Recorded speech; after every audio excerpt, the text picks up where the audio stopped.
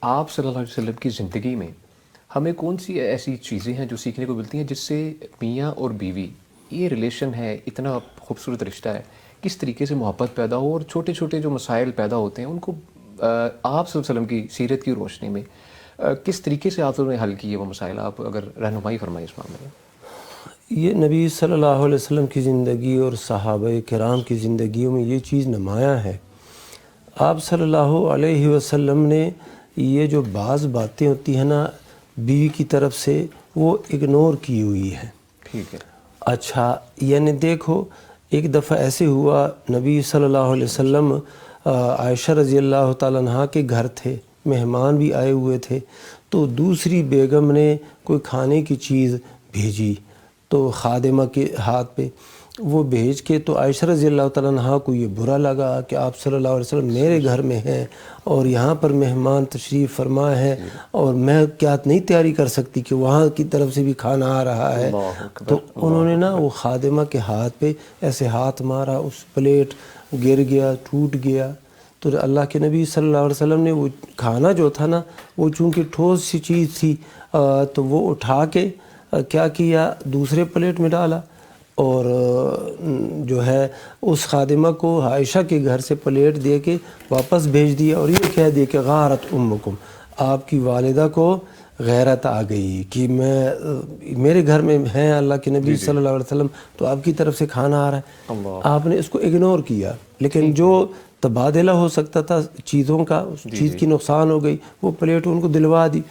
تو یہ ہے۔ پھر آپ صلی اللہ علیہ وسلم نے یہ فرمایا ہے لا یفرق مؤمن مؤمنۃ ان کرہ منہا خلقا رضی منہا آخر، کہ مومن شخص اپنی مومنہ بیوی سے بالکل نفرت نہ کرے، اگر اس کی ایک عادت ناپسند ہے تو اس کی دوسری عادت جو ہوگی وہ پسند ہوگی۔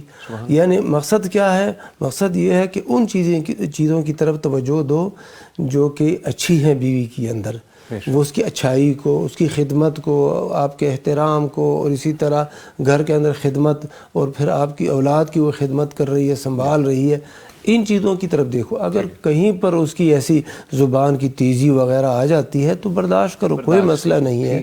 یہ آپ صلی اللہ علیہ وسلم نے فرمایا۔ قرآن مجید کے اندر تو اس کی مزید وضاحت ہے کہ اگر ایک عورت چڑھائی کرتی ہے خاوند کے اوپر اور اپنے آپ کو بلند سمجھتی ہے، نافرمانی کرتی ہے، تو اللہ سبحانہ و تعالیٰ نے یہ فرمایا وَاللَّاتِي تَخَافُونَ نُشُوزَهُنَّ، وہ خواتین، وہ بیویاں جن کی نافرمانی اور چڑھائی سے تم اندیشہ رکھتے ہو تو فَعِظُوهُنَّ، ان کو نصیحت کرو، واعظ کرو، قرآن و سنت کی آیات بتاؤ۔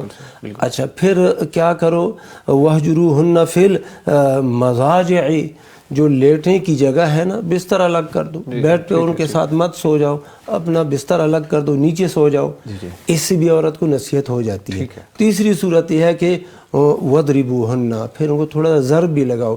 حدیث میں وضاحت آ گئی ہے کہ ضرب مارنا ہے لیکن وہ چہرے پہ نہیں مارنا اور نازک اعضاء پہ نہیں مارنا، اور ایسا بھی نہیں مارنا کہ زخم کا نشان زخم ہو جائے یا نشان پڑ جائے، نیل پڑ جائے، یہ بھی نہیں۔